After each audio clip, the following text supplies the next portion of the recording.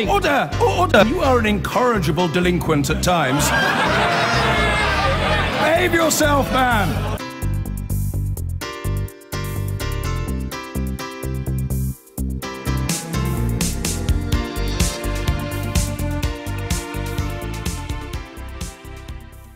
This programme can reveal that more than 300 disabled people a day are going to court to overturn a decision to reduce or stop their benefits. And it's costing you, taxpayers, around £1 million a week. The government is replacing what it calls the outdated disability living allowance with PIP, or personal independence payment, saying it's a better system based on individual needs.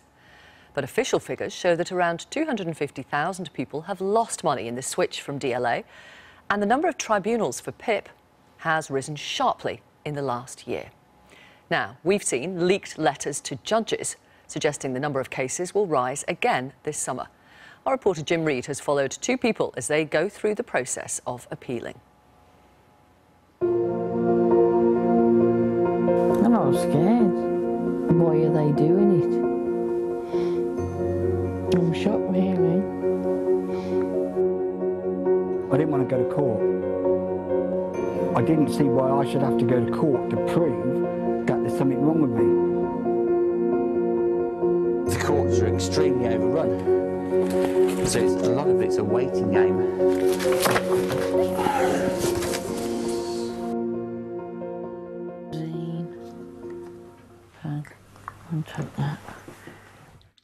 This is what life can be like if your kidneys are slowly failing.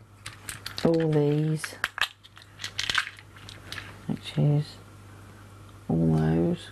Debbie Neal was diagnosed 10 years ago. She takes dozens of pills to manage the symptoms. Then 5 times a day she does this, empties out excess fluid from a tube in her stomach and replaces it with new liquid from a bag. They say, you know, don't let it affect your life and live your life, but you can only live your life to a point. I can't even remember what it was like not ever doing it. Debbie lives on her own and works part-time as a cleaner. For years, she's relied on DLA, or Disability Living Allowance, worth £80 a week. But that is slowly being replaced by a new benefit, the Personal Independence Payment, or PIP. When she was reassessed by a private company, all her payments were stopped completely. What was your reaction when you opened that letter? Well, I was scared. You know, I put on a brave face, but inside I'm shocked, really. Don't be a burden on society and take. We didn't have to be sick. I'm annoyed that I'm sick. So a normal, everyday person would not get out of breath.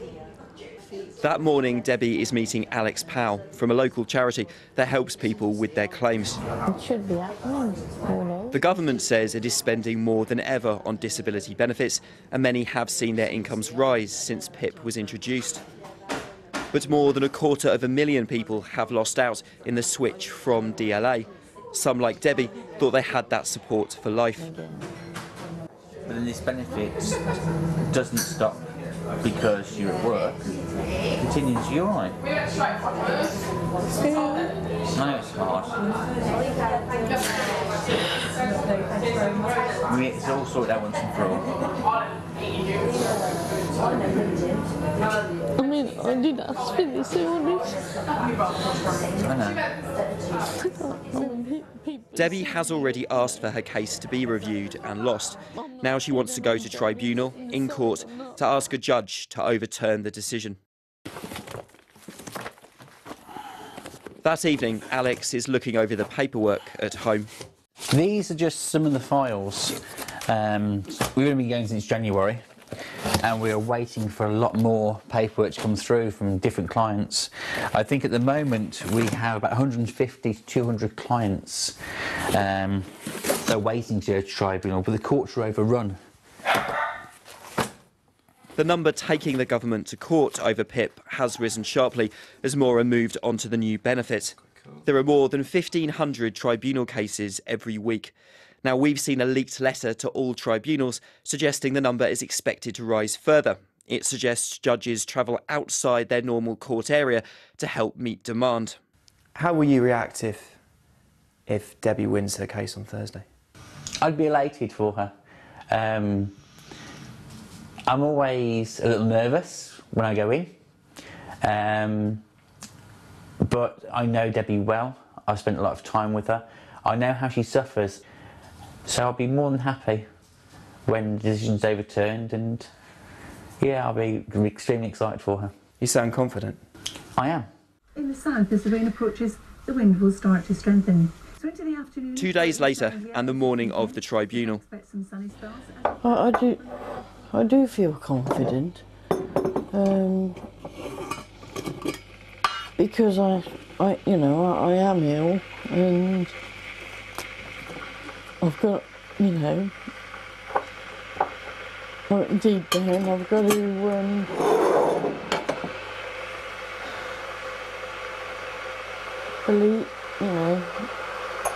believe it, even though I don't want to. Do you worry what they're going to ask you, or not really? Yeah, because I just, I don't know how I'm going to answer it. I mean, the truth, of course, but you don't know whether they're going to try and twist things or... Debbie, helped by her neighbour Roger, is getting ready to go to the new magistrates' court in Kidderminster.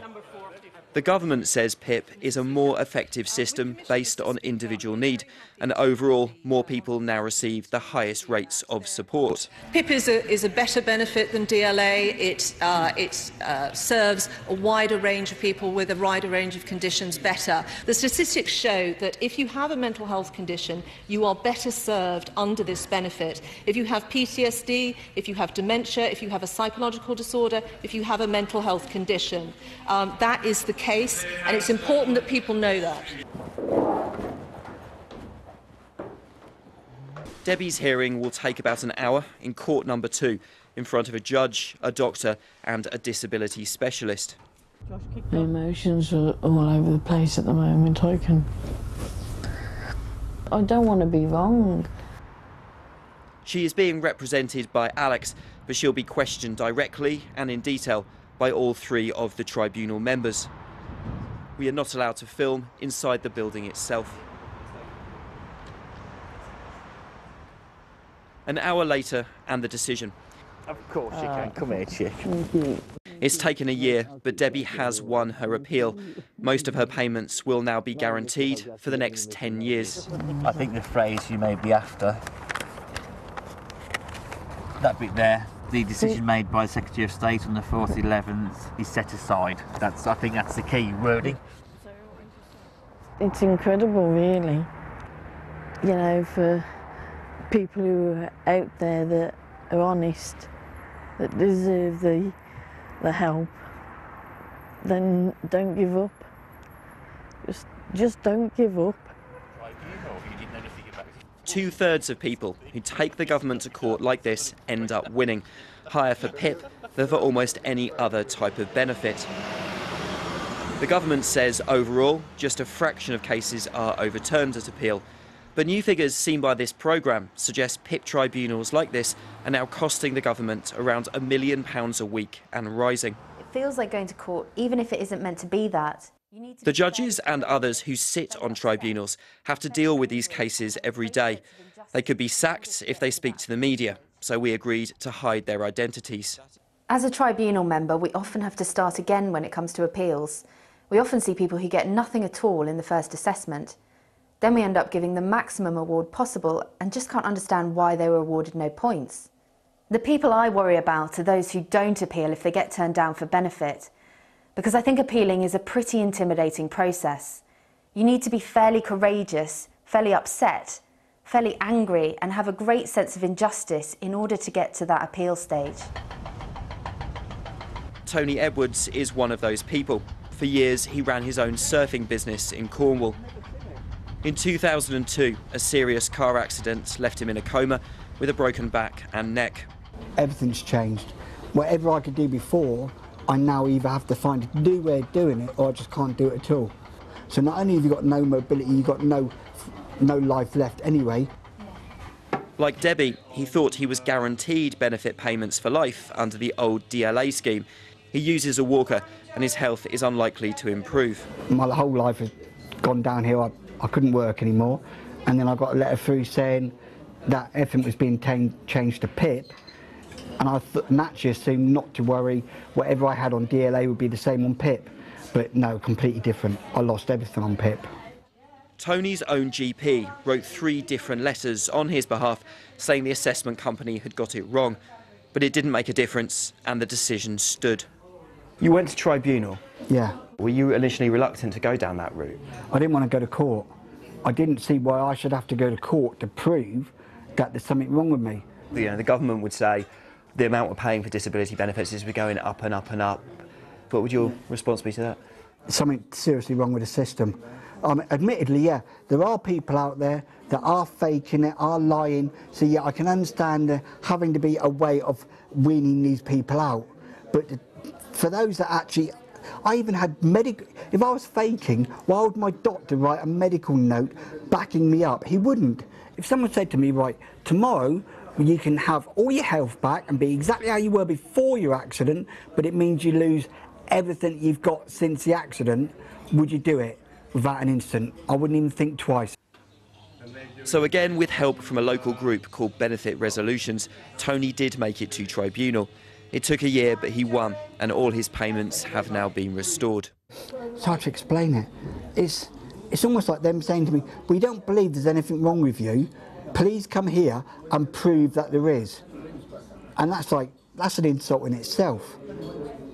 And that's what the tribunals are like. The fact that you're going and sitting in a waiting room, you feel like a criminal, you're then called through into what feels like a court, and you have to walk in front of a judge. Why do I need to stand up in front of a judge and say what's wrong with me? Because I've not broke the law. I've not done anything wrong that I need to be in court for. I do not need to be, calm down. I do not need to be stood in front of a judge. And that annoyed me more than anything else. The government's own independent review has said that cases like this are eroding trust in the whole system. Ministers say PIP is still much better than the benefit it replaced. For the moment, though, the number of those tribunals is likely to keep rising across the country. And many comments from you. Pickard on Facebook says, I am one of those 300 a day. Last Tuesday, I went to plead with a panel consisting of a doctor, a judge and a disability expert to reinstate the equivalent of PIP and my lifetime high-rate DLA mobility component. My mobility is the difference between being housebound and independent. I lost.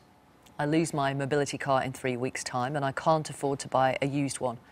I'm in constant pain, barely able to walk 2 steps without it worsening, yet deemed able to walk unaided for 20 to 50 metres. I take opiate medications and I'm still in pain. The disability expert merely questioned my ability to cook a meal and asked if I had aids to help me, could I do it? How did I get my earrings in if I couldn't wash my hair? I was gobsmacked. They could only judge me on how I was last October too, when I was first assessed for PIP, not the fact that things are worse now and will continue to be until I'm in a wheelchair. I feel like I'm not believed, even with all the medical evidence I have, and it's wrong. Christopher on Facebook. DLA to PIP is a shocking system, harrowing. My wife had to appeal at mandatory reconsideration stage due to lies, misinterpretation and omissions in her original assessment report. A very stressful and upsetting experience. Trudy says this, having been through 3 PIP assessments, I can honestly say it was the most soul-destroying experience I have ever been through. I was actually at one point called a liar by a member of staff at Atos. How on earth the government has allowed this to carry on is beyond me. G texts this, after my assessment I was told, because I could open a tin of cat food, I was fit for work. Linda says, I certainly have no problem with disability benefits being paid to those who should receive them, but the government also has a duty to protect public funds. The blame for genuine claimants being treated as they are lies squarely on the shoulders of those who exaggerate their disabilities in order to receive benefits. This morning we have revealed that more than 300 disabled people a day go to court to overturn a decision to reduce or stop their benefits. And it's costing taxpayers around £1 million a week. The government's replacing what it calls the outdated disability living allowance with PIP, or personal independence payment, saying it's a better system based on individual needs. But official figures show that around 250,000 people have lost money in the switch from DLA, and the number of tribunals for PIP has risen sharply in the last year. Now, we've seen leaked letters to judges suggesting the number of cases will rise again this summer. We asked the Conservative Party and the Department for Work and Pensions for an interview, and they said no. We can, however, speak to Richard Graham. He's a Conservative MP who sits on a committee of MPs which monitors the Department of Work and Pensions. He voted in favour of the move to personal independence payments. Also with us, Kayleigh Hignell, Head of Policy at the Citizens' Advice, who gave evidence to that group of MPs, and to Geoffrey Sturt, who's a former civil servant who has Parkinson's and has been through the tribunal process himself. Welcome, all of you. Mr Graham, good morning. How do you react to the fact that we're reporting today that 300 disabled people a day are going to court to overturn original decisions? Good morning. Well, the important thing is that we all want to see the money go to those who need it most. And if people in their original application for PIP are not getting the right result, it's important that there is a process where they can appeal, and in some cases are getting the money they deserve. I've gone through this in quite a lot of detail with one of my constituents, curiously last Friday, who was applying for PIP. And I think one of the things that comes out of this is the importance of being able to gather all the evidence for that original application. A lot of the appeals are all about producing evidence that wasn't produced originally. So I think there is a real emphasis on everyone, government, CABs and so on, to try and make it clear to people who are applying, make sure you have got your doctor's letter of support, evidence from other people who've known you over a long period of time and have seen your condition deteriorating and so on. Try and get all that ready for the original application. So it's down to the individual claimants. That's the reason, it's their responsibility that they're in some cases being assessed as getting 0 points, therefore their original benefit is being reduced. Well, the key thing is, in any system for trying to make sure the money goes to those who need it the most, you've got to have a process for analysing each individual situation.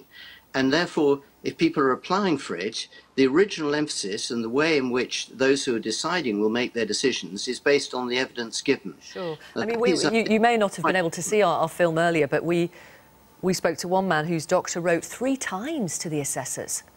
He had all the evidence.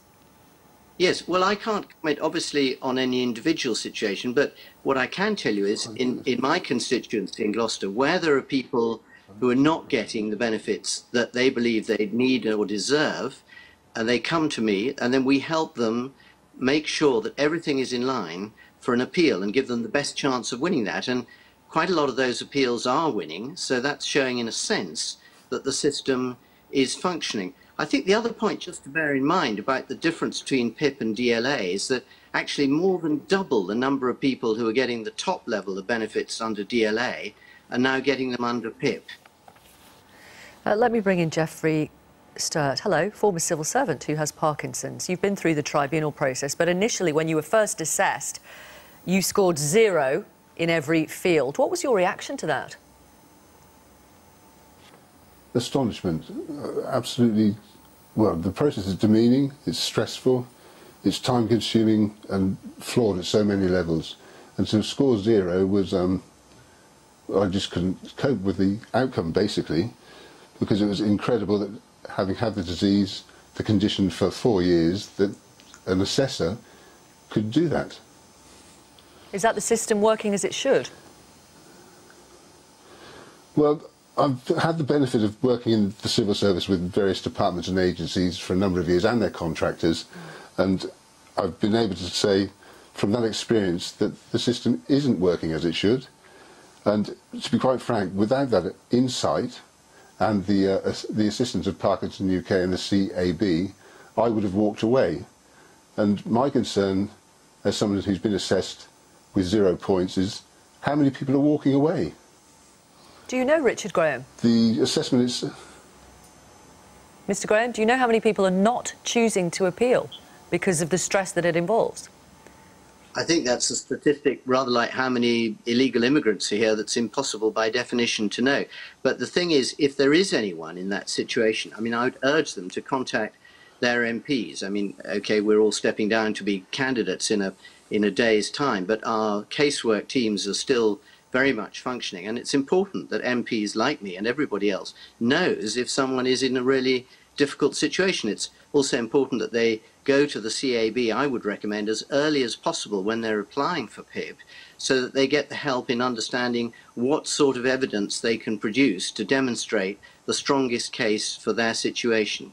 The government's own independent review into PIP, published just over a month ago, said that the fact that 65% of people are winning at tribunal and overturning original decisions is, quote, clearly eroding the trust of people in the whole system. Would you agree? I think where there is an issue is, and it'd be interesting if Geoffrey's got any thoughts on it, I think the challenge in many cases is that a lot of the people who are in conditions where they want to apply for PIP are not necessarily best able to answer a complicated application form in a relatively short space of time, and probably would benefit from help doing so. And I think that is, if you like, an administrative and logistical issue about the process, which the DWP does have to tackle, and I think they have said they will be looking at this. OK. Geoffrey, how do you respond to that? Victoria, may I pick up on that, please? Please do. I think that is... I can understand why that statement's been made. However, my personal case, I was refused, my claim was refused with an ongoing complaint that hasn't been resolved with regard to the assessment process and the company that were providing that service. How can you refuse a complaint when there is an how can you refuse a claim when there's an outstanding complaint? Not only that, evidence was provided along the lines that have just been mentioned, but that was ignored. I had doctors' letters that were sent to DWP that were referred to, and then they were ignored. The assessor went through with closed questions. He didn't probe, he didn't evaluate, he didn't quantify and clarify. I personally have the need to wear an alarmed watch to time my medication throughout the day, which I take every 3.5 hours. I mentioned that to the assessor because that's an aid permissible under the rules for PIP. He ignored it. He didn't want to know anything about it. It wasn't recorded on my assessment form. The evidence on my assessment form from the original onset of my claim, the form said that they had received a GP's factual statement. They hadn't received a GP's factual statement. I mentioned it to the assessor. He deferred to the office. I mentioned it to Atos, the company, and communicating with them, as I say, trying to knock a brick wall down with a toffee hammer. OK, I'm going to pause you there, Geoffrey Sturt, if I may. Mr Graham, does that sound like the system working as it should do, to use your phrase from earlier? No, it doesn't. And clearly, you know... And Geoffrey's not the only one. You'd acknowledge that, yes?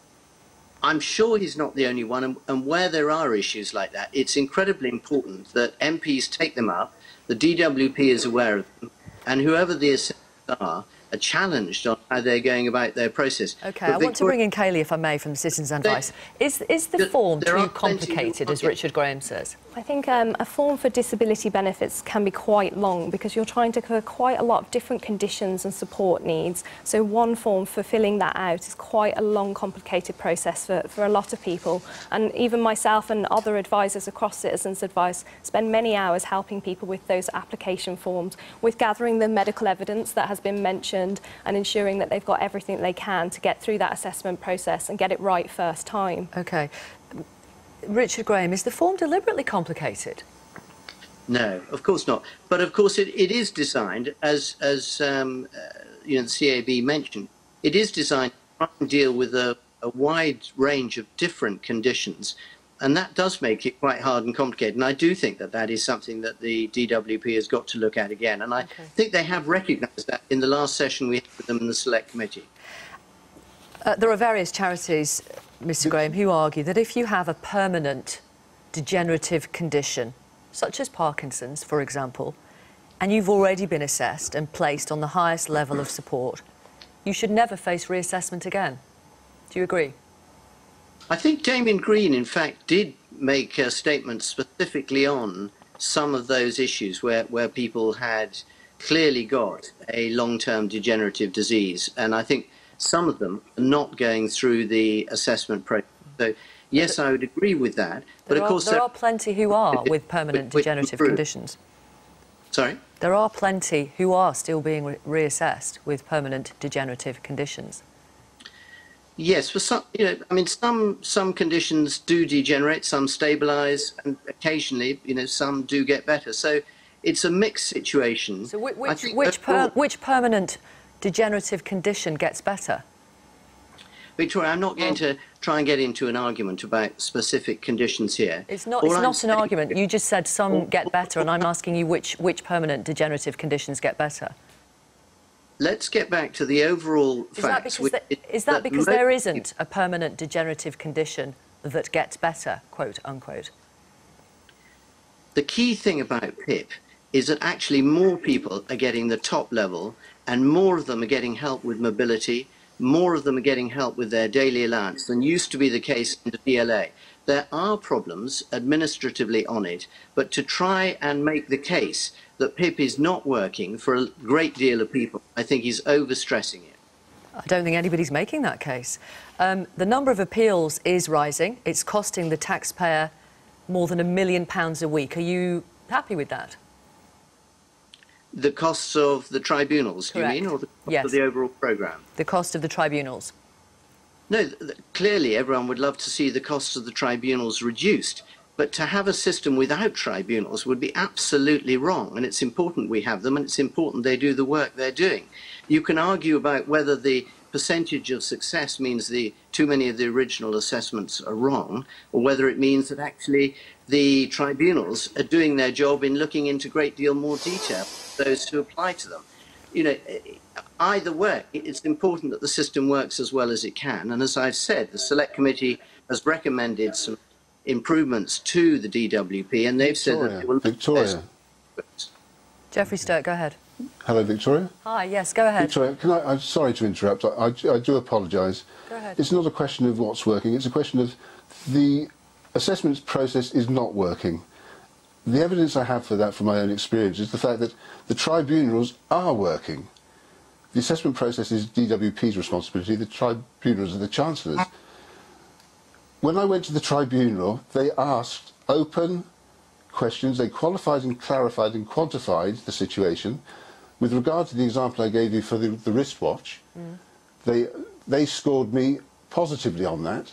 So my question for everybody involved with Atos is, why did they not score positively on the wristwatch situation in my assessment? The assessment process is flawed. It's not a question of the tribunals so much as if the process was working properly, they wouldn't have to go to tribunal anyway. Understood. Kaylee Hignell from CAB, from Citizens Advice, Richard Graham correctly points out that under PIP, more people are now receiving the highest rate of support, 26% compared to 15% under the DLA system. That's got to be a good thing, hasn't it? Absolutely, and we do want people to get the support that we need, that they need. What is crucial, though, is that the benefit is delivered in a way that gets that right first time. So at Citizens Advice, it is our biggest inquiry area. Last year alone, we saw 400,000 inquiries about PIP.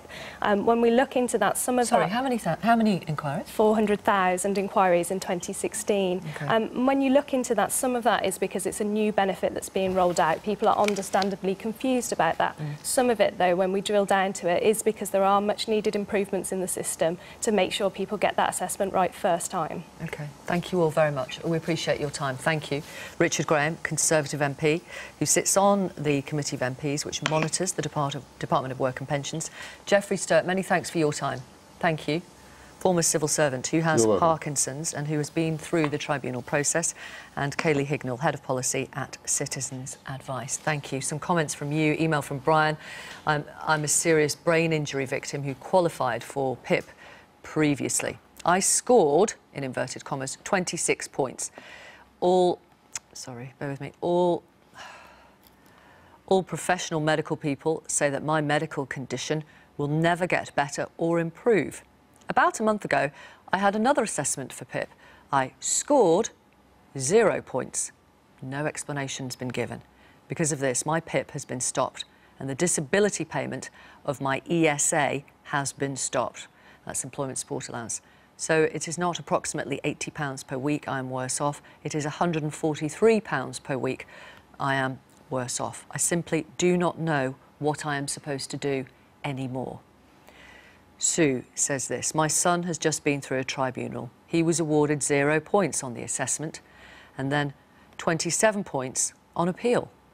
He was so stressed by having to wait for so long that his mental health got worse and he was a nervous wreck.